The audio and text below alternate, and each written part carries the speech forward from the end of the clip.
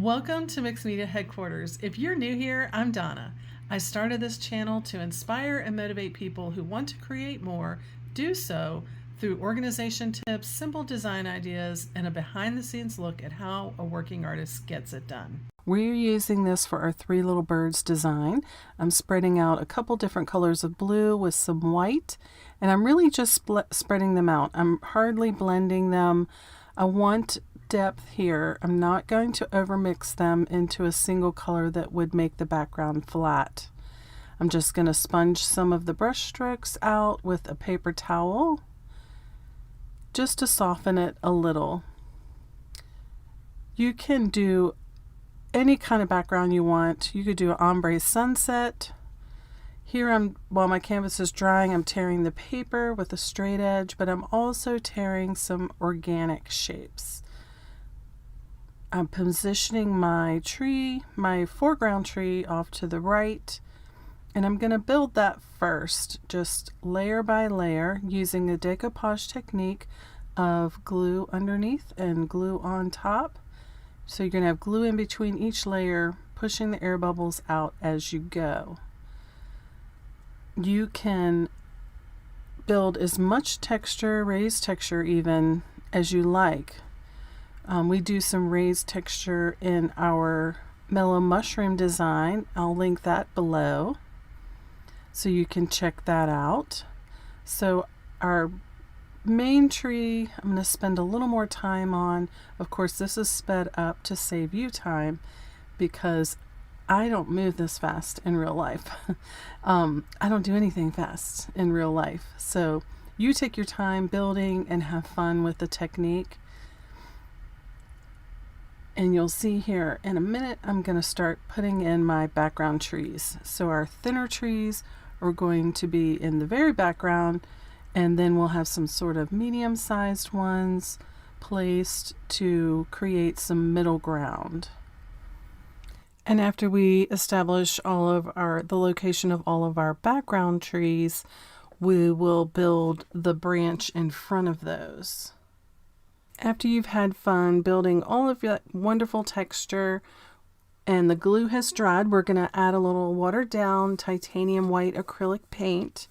We're going to use it to build a little highlight and to give the tree a little bit of an evenness. We're not going for total evenness because we want to preserve all that amazing texture that we created with our wonderful book pages and all those great words.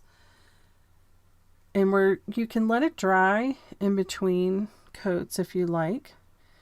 And you can go back in with more heavy paint for highlighted areas. We're going to honor the lines of our trees. So we're not going to swipe one of those background trees straight down across our front horizontal tree. We're going to honor the lines to keep that illusion of foreground, middle ground, and background. And just add as much as you want. You know, the first tree is going to be lighter because it's closer to us. These background trees, I'm just going to highlight one side and leave one side in shadow because those trees are further away. Now we're just going to jump right ahead. This is dry again, and I'm starting to block in some of those wonderful characteristics of the birch tree, which is all that wonderful cracked bark. The beautiful thing is there are no rules because they're all unique. They're not uniform at all. You can just start using the watered down titanium black paint, build some layers of gray, all different varieties of gray as it dries. You can have many shades of gray going on and darkened areas with almost straight black. But just have fun. This is a process to really give yourself over to, and this is why we create for these processes. They can be very therapeutic. Don't overthink them. And don't try to make it exactly like mine either. Yours is going to turn out way better. I promise you. Your tree is going to be a totally different shape, and different things are going to start to happen on your canvas, and you need to honor those things. Even look at some actual photos of some birch trees for inspiration. There's little fine lines that you can add as well. And then we'll create a little shadow under this main branch. And just a few little details. There's so much happening in this tree, and just enjoy it. I think you kind of are starting to get the idea. The big thing to remember as well when you get to this step with the black paint is it's going to be easy to add. It's going to be not so easy to take away. So definitely build it slowly. Take your time. A paper towel or a sponge will be your friend. Baby wipe maybe if you get a little heavy-handed. Now I like to lay everything out before I start to glue. And it's very important. This is why we use acrylic paint, because acrylic paint is fixed. It's not going to move around. The glue's not going to reconstitute it like it would watercolor or gouache. And if you would like to know more about our templates and how we use them, I'll link our using templates video below that's in our basics.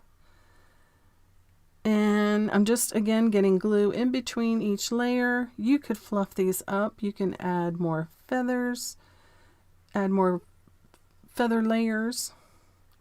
And I am just using a little bit of glue to get these sequins down. They're a little fiddly, but I don't need more than glue to get them adhered. Tweezers come in handy just for future reference. But now you're almost ready to do your own little bird design. And all of our designs are meant to be just a point of departure for you to do your own thing. So definitely take some creative liberty and have fun. I'm just adding some little feet here because we've got a lot going on with our birch tree canvas. So I don't feel like it needs a lot more detail to compete with our beautiful birch tree. Markers are not the best thing to use on canvas. It's not the best thing for your marker, so I would recommend using an older marker, or you could even use paint for this. But I'm just creating some little movement lines just to make it a little cartoony and fun. And I can't resist using the marker to do a little more detailed outline on my tree. You can refer back to this video as often as you'd like as you get started on your design for any details that you need a refresher on. Here's a little close-up of our birds.